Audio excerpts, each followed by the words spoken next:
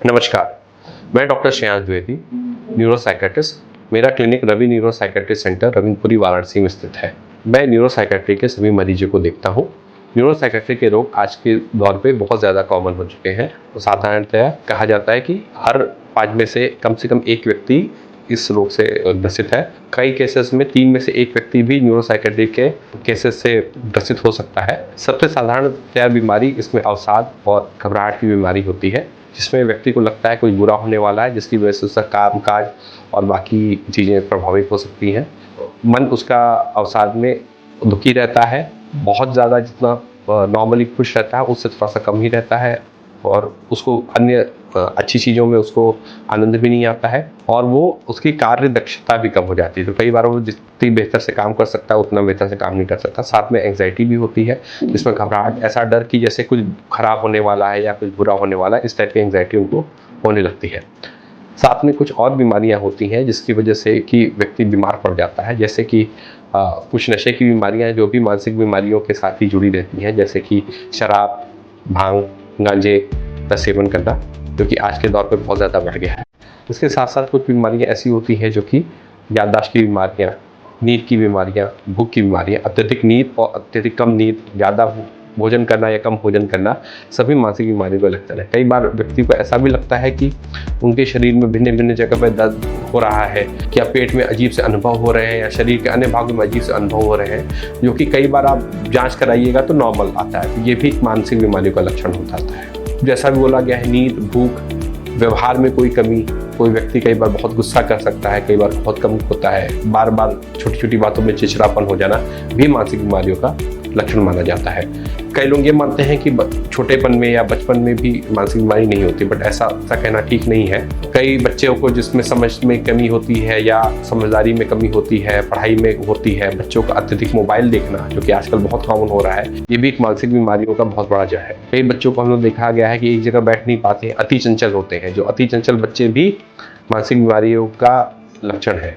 व्यवहार में कमी, बाकी चीज़ों में कमी और सोशल नहीं होना भी मानसिक बीमारियों का लक्षण है। कुछ केसेस जो बहुत कॉमन होते हैं, जैसे कि हमारा ओसीडी, जिसमें कि व्यक्ति किसी चीज़ को बार बार चेक करता है या धोता है, तो ये भी मानसिक बीमारी का लक्षण है। वृद्धावस्था में मानसिक बीमारी जैसे कि याददाश्त की कमी और व्यवहार में परिवर्तन, पर्सनालिटी में परिवर्तन भी मानसिक बीमारी का लक्षण होता है। इसके अलावा कई पर्सनालिटीज़ भी ऐसी होती हैं जिसकी वजह से कि व्यक्ति का अपनी सामाजिक परिस्थिति में बहुत ज़्यादा सामंजस्य नहीं हो पाता है। कई बार वैवाहिक जीवन बहुत ज़्यादा प्रभावित होता है। तो ये सब भी मानसिक बीमारियों के दौर पे आते हैं। तो ये सब बाकी व्यवहारिक बीमारी होगी। साथ साथ में जैसे देखा जाए कि मिर्गी हो गई, मिर्गी का बीमारी होना, बार बार बेहोश हो जाना, तो ये भी मानसिक बीमारियों का लक्षण है। लोगों को ये लगता है कि मानसिक बीमारी का दवाइयाँ बहुत लंबे समय तक चलती हैं, बट ऐसा उचित नहीं है। थोड़ी लंबी चलती हैं, बट हाँ, शुगर और बीपी की दवाइयाँ जैसे कि पूरे आपके जीवन भर चलती हैं, ऐसी मानसिक बीमारियों की दवाइयाँ नहीं। मानसिक बीमारियों की दवाइयों में ठीक होने के बावजूद कुछ महीने दवाई चलने के बाद बीमारी ज़्यादातर केसेस में जड़ से खत्म हो जाती है, और वो दोबारा आने के चांसेस उसके जीरो तो नहीं होते, लेकिन हाँ बहुत कम हो जाते हैं। क्योंकि एक साधारण व्यक्ति को भी कभी भी कोई बीमारी हो सकती है, उस ढंग से उन व्यक्ति को भी कई बीमारी हो सकती है, लेकिन हाँ चांस एकदम नॉर्मल के करीब आकर के रुक जाता है। तो घबराए नहीं दवाइयों से। और साथ में हमारे पास और भी उपचार के तरीके हैं, जैसे काउंसलिंग और behaviour therapy, CBT, dialectical behaviour therapy. ये अलग अलग टाइप की थेरेपी है जो कि आपके दिमागों में जो विचारों का संवेग होता है उसको वो रोकथाम करता है और उसको सही डायरेक्शन में आपको ले जाता है। इस मानसिक स्वास्थ्य दिवस के अवसर पर मैं आपको बोलना चाहूँगा कि आप एक अच्छी दिनचर्या रखें, समय पे उठें, समय पे सोएं, अपने लिए ज़रूर समय निकालें, ठीक, जिसमें कि आप खुद को रिलैक्स कर सकें, आप रीजनरेट कर सकें, संतुलित आहार खाएं,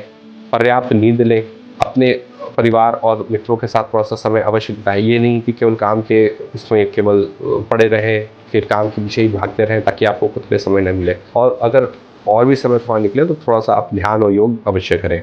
ये सब एक उचित और संतुलित मानसिक स्वास्थ्य के लिए ये बहुत ज़रूरी है। वर्ल्ड हेल्थ ऑर्गेनाइजेशन ने 10 अक्टूबर को मानसिक स्वास्थ्य दिवस को घोषित किया हुआ है। तो 10 अक्टूबर को हमारा मानसिक स्वास्थ्य दिवस मनाया जाता है। वर्ल्ड हेल्थ ऑर्गेनाइजेशन ने इसकी परिभाषा भी दी है, एक ऐसा स्टेट जिसमें आपकी मानसिक, शारीरिक और सोशल तीनों, मतलब आपकी स्वास्थ्य उचित हो, तो उसको हम एक स्वस्थ व्यक्ति कहते हैं। तो अगर आप शारीरिक रूप से अगर स्वस्थ हैं और लेकिन मानसिक रूप से और सामाजिक रूप से स्वस्थ नहीं है तो भी आपको स्वस्थ नहीं माना जाएगा। तो सामाजिकता और मानसिकता दोनों ही साइकेट्री या न्यूरो साइकेट्री के अंदर आती है। आपका दिन शुभ हो। धन्यवाद।